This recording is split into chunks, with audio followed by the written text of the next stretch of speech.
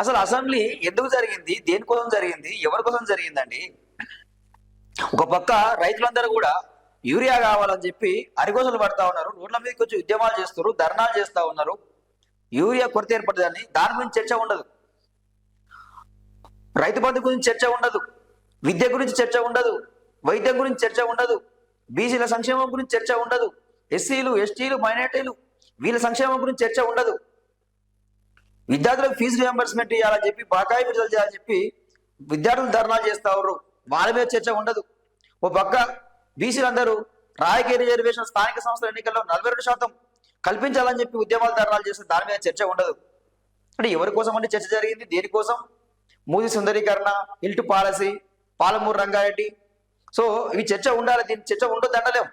కానీ చర్చ వల్ల ఒరిగింది ఏంది? తెలంగాణ ప్రజలకు జరిగిన ఉపయోగం ఏంది? ఎవరికి న్యాయం జరిగింది? ఇక్కడ బడ్జెట్ ఏమైనా కేటాయించారా? ఏం చేసిరని? మహిళలకు 2,500 ఇస్తున్నారు, దాని గురించి చర్చ లేదు. 6 గ్యారెంటీల మీద చర్చ ఉండదు. అవ్వాతాతలకు పింఛన్లు పెంచుతున్నారు, దాని గురించి చర్చ ఉండదు. కొత్త పింఛన్లు ఇస్తున్నారు, దాని గురించి చర్చ ఉండదు. నిరుద్యోగులకు ఉద్యోగాలు కల్పిస్తామన్నారు, దాని గురించి చర్చ ఉండదు. జాబ్ క్యాలెండర్ రిలీజ్ చేస్తున్నారు, దాని గురించి చర్చ ఉండదు. జాబ్ క్యాలెండర్ అన్నారు, నిరుద్యోగ ప్రతి ఇస్తామని చెప్పారు, దాని గురించి చర్చ ఉండదు. మరి దేనికంటే అసెంబ్లీ?